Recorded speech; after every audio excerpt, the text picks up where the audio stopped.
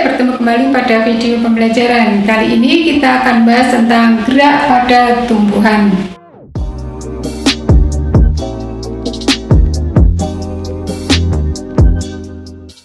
Selamat datang di channel Harian Ikhtias. Bersama saya Harian Ikhtias yang akan memberikan video-video pembelajaran. Jika kalian suka dengan konten ini, jangan lupa klik subscribe dan nyalakan notifikasinya agar selalu update dengan video-video pembelajaran selanjutnya. Oke, kali ini kita akan bahas tentang gerak pada tumbuhan. Pada umumnya, gerak pada tumbuhan dibagi menjadi 3, yaitu endonom, kemudian higroskopis, dan esionom. Kita bahas satu persatu. Gerak tumbuhan yang berupa endonom adalah gerak spontanitas tanpa rangsangan dari luar. Artinya, tumbuhan itu bergerak tanpa dirangsang dari luar. Apa contohnya? Yaitu pertumbuhan daun. Secara otomatis, daun akan berkembang apabila dia mengalami asupan makanan dari fotosintesis yang cukup baik, sehingga tanpa memerlukan rangsangan dari luar, maka tumbuhan itu akan terus tumbuh dari kecil menjadi besar, dari sempit menjadi lebar. Nah, itu adalah salah satu contoh dari gerak endonom. Berikutnya adalah gerak higroskopis. Gerak higroskopis adalah gerak tumbuhan yang dipengaruhi kadar air. Akibatnya apa? Jika kadar air semakin berkurang pada tumbuhan, akibatnya terjadi pengkerutan pada bagian tumbuhan yang mengalami kadar air yang berkurang. Contoh, misalnya pada daun, misalnya daun yang melebar seperti ini, kemudian apabila dia mengalami kadar air yang berkurang, maka secara otomatis dia akan mengalami pengkerutan dan semakin lama semakin kecil. Nah, ini sudah banyak kalian jumpai apabila terjadi musim kemarau yang berkepanjangan. Nah, contohnya apa? Selain pada daun tadi adalah merekahnya kulit buah polong-polongan. Nah, apabila kalian panen kedelai misalnya atau kacang-kacangan, kalian taruh di rumah, secara otomatis apabila dia semakin lama mengering, maka kulit buah dari polong-polongan atau kedelai tersebut akan merekah atau pecah dengan sendirinya. Itu disebabkan karena kadar air yang berkurang dari buah polong-polongan tadi. Nah, berikutnya yang ketiga adalah gerak esionom. Apa gerak esionom itu? Gerak esionom adalah gerak tumbuhan yang disebabkan rangsangan dari luar. Nah, jenis dari gerak esionom ini sangat banyak. Yang pertama adalah tropisme, kemudian taksis, dan nasti. Berikutnya kita akan lebih banyak lagi pada gerak esionom. Baiklah adik-adik, kita lanjutkan dengan yang berikutnya adalah gerak esionom. Gerak esionom seperti yang Bu Tias tadi jelaskan terbagi menjadi 3, yaitu tropisme, taksis, dan nasti. Kita bahas satu persatu. Gerak tropisme adalah arah gerak tumbuhan karena pengaruh lingkungan. Nah, pada tropisme ini beda dengan taksis. Kalau pada tropisme geraknya adalah sebagian. Jadi kalau misalnya bunga, maka bunganya saja yang bergerak, sedangkan bagian yang lain tidak bergerak. Ya, misalnya pada fototropisme, bunga matahari yang mendekati cahaya matahari. Bagaimana? Misalnya di sini bunga matahari, bunga ya. Nah, ini daunnya, ini akarnya. Nah, pada jam-jam tertentu, ketika matahari ini di sebelah timur, maka bunga matahari ini juga mendekati atau condong ke sana. Nah, ini nanti begini. Ketika matahari berada di atas, maka bunga matahari juga tegak. Ketika matahari berada di sebelah barat, maka bunga mataharinya juga condong ke sebelah barat. Ini adalah salah satu contoh dari gerak tropisme pada tumbuhan. Kita bahas satu persatu. Yang pertama adalah gerak tropisme yang dipengaruhi oleh gravitasi bumi, yaitu geotropisme. Geo dari kata geosentris, gravitasi ya. Yang kalian ingat, geo itu dari kata gravitasi. Kalau tropisme tadi gerak. Nah, geotropisme adalah gerak tumbuhan yang disebabkan oleh gravitasi bumi. Contohnya apa? Gerak akar. Akar itu tidak ada yang tumbuhnya ke atas. Semua akar tumbuhnya ke bawah, mesti di bawah tanah. kecuali ada sesuatu yang lain. Berikutnya adalah hidrotropisme. Hidro dari kata air. Nah, yang kalian ingat ya, gampangnya hidrotropisme, sumber air. Gerak tumbuhan disebabkan karena ada sumber air. Contoh juga gerak akar. Akar akan menuju ke sumber air. Sumber air di mana? Sumber airnya tentunya di bawah. Kalau sumber airnya ini di sebelah kiri, maka otomatis akarnya juga akan mengikuti sumber air yang ada.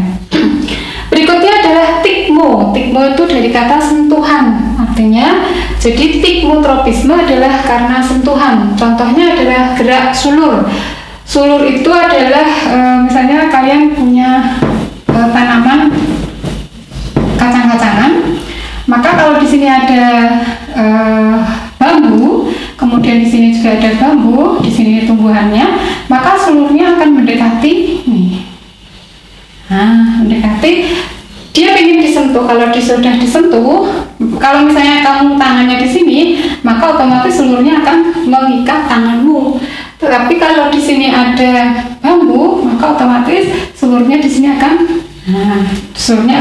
nempel pada bambu. Berikutnya adalah kemotropisme. Kemo dari kata kimia, sehingga disebabkan karena rangsangan kimia atau gerak kimia atau peristiwa kimia. Contohnya adalah jatuhnya serbuk sari. Jatuhnya serbuk sari ketika terjadi penyerbukan pada bunga. Kemudian yang kelima adalah fototropisme. Foto dari kata cahaya. Sehingga kalau seperti yang Bu Tia contohkan tadi, ada bunga matahari mendekati cahaya matahari, itu adalah salah satu contoh dari gerak fototropisme. Nah, kalau kalian ingin melakukan percobaan, contoh saja kalian buat tanaman, kemudian ditaruh di pot di dalam rumah, kemudian kalian kasih cahaya. Nah, otomatis nanti bunganya atau tanamannya, gerak condongnya tanaman tersebut akan mengikuti cahaya di mana kalian menempelkan cahaya pada salah satu bagian dari tumbuhan tersebut. Ya, saya ulangi lagi, tropisme tadi ada 5, geotropisme, kemudian hidrotropisme, kemudian yang ketiga adalah tikmotropisme, kemotropisme, dan yang terakhir adalah fototropisme. Jadi gampangnya ya, geo itu gravitasi, hidro adalah air, kemudian tikmo sentuhan, kemo kimia, yang terakhir adalah foto dari kata cahaya. Nah, sudah ingat ya? Hafal GHTKF. Berikutnya yang kedua adalah taksis. Gerak taksis adalah gerak pindah seluruh bagian dipengaruhi sumber rangsang. Kalau pada tropisme itu adalah sebagian. Kalau taksis adalah seluruh bagian tumbuhan tersebut yang dipengaruhi oleh sumber rangsang. Pemahamannya, kalau misalnya di sana ada rangsangan yang mendekati, misalnya ada contoh kemotaksisme yang disebabkan oleh kimia. Tadi ya, kemo adalah dari kata kimia. Kemotaksis adalah contohnya spermatozoid yang bergerak ke sel telur. Nah, spermatozoid yang bergerak ini semua, jadi tidak sebagian. Jadi maksud dari kata seluruh bagian yang dipengaruhi oleh sumber rangsang, ini adalah semua spermatozoid yang ada pada bagian tumbuhan tersebut bergerak ke arah sel telur sehingga terjadi pembuahan. Gitu ya maksudnya. Sedangkan yang kedua, bagian yang kedua dari taksis adalah kemotaksis. Contohnya adalah semua kloroplas yang ada di daun, pada bagian daun akan bergerak ke sisi sel yang terkena cahaya.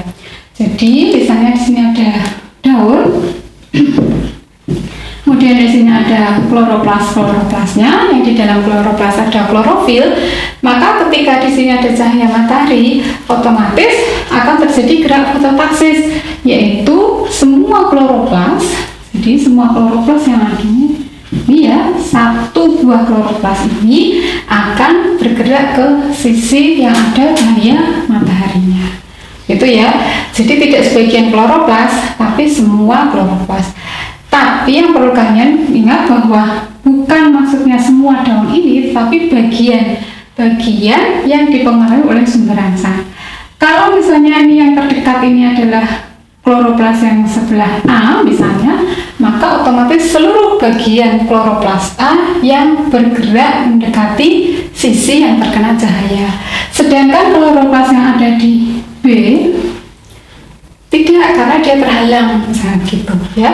Jadi perbedaan antara taksis dan tropisme, kalau tropisme tidak semua bagian dia juga dipengaruhi oleh pengaruh lingkungan, tapi kalau taksis seluruh bagian dipengaruhi oleh sumber rangsang.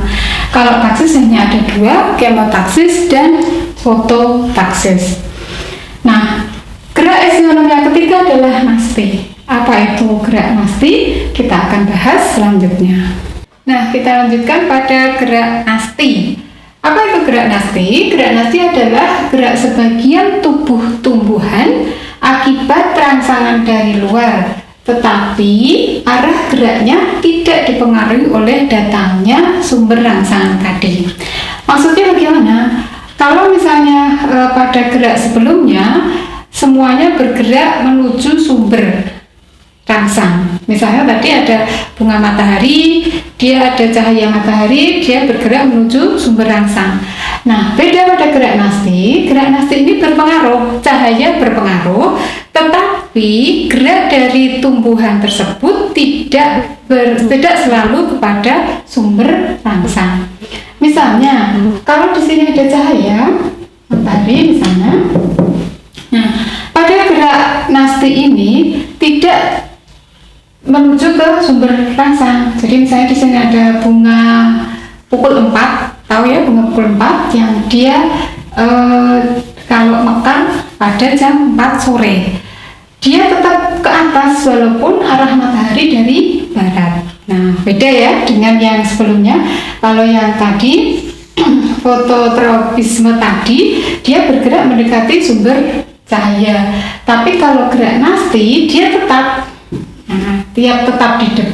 tetap di depan, kemudian sumber cahayanya walaupun dia dari arah barat, tengah, timur, kanan, kiri, dia tetap ke atas, atau misalnya dia memang asalnya ke kiri, maka dia tetap menghadap ke kiri. Nah, ini bedanya gerak nasti dengan gerak-gerak sebelumnya.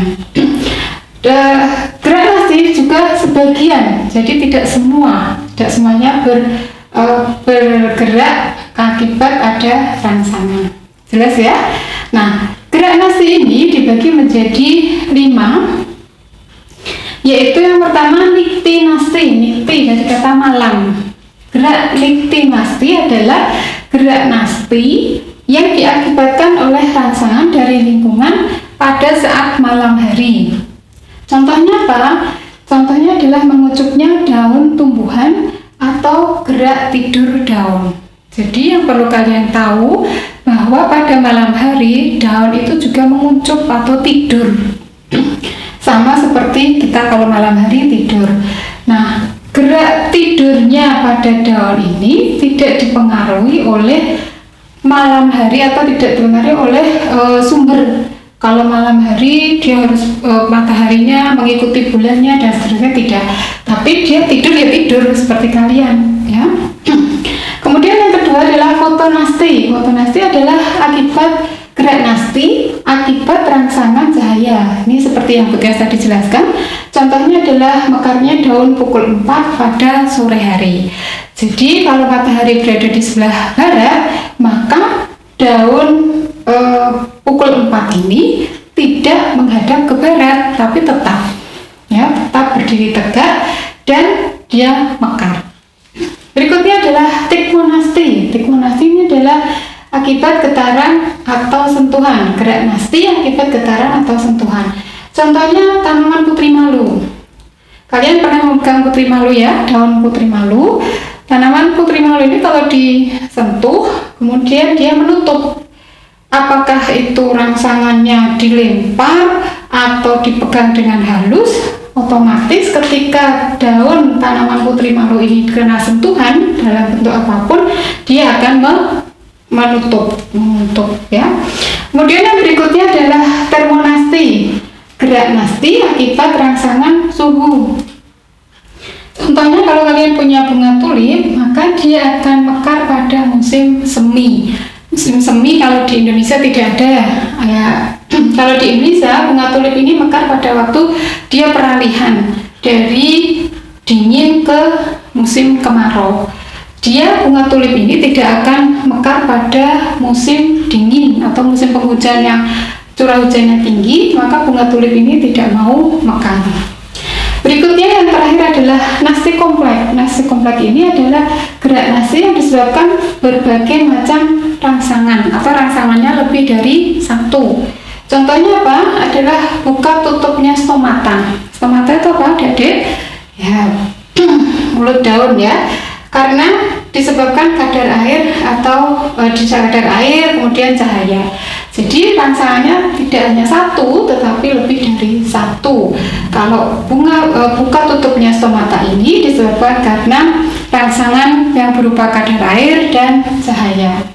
Nah, ini adalah gerak-gerak yang terjadi pada tumbuhan, dan yang terakhir ini adalah gerak nasti yang terdiri dari niktinasti, kemudian fotonasti, tigmonasti, termonasti, dan nasti kompleks. Nah, adik-adik, mudah-mudahan yang Putih tadi jelaskan tentang gerak tumbuhan bisa kalian pahami dan kalian perjelas lagi dengan membaca buku atau referensi yang lain.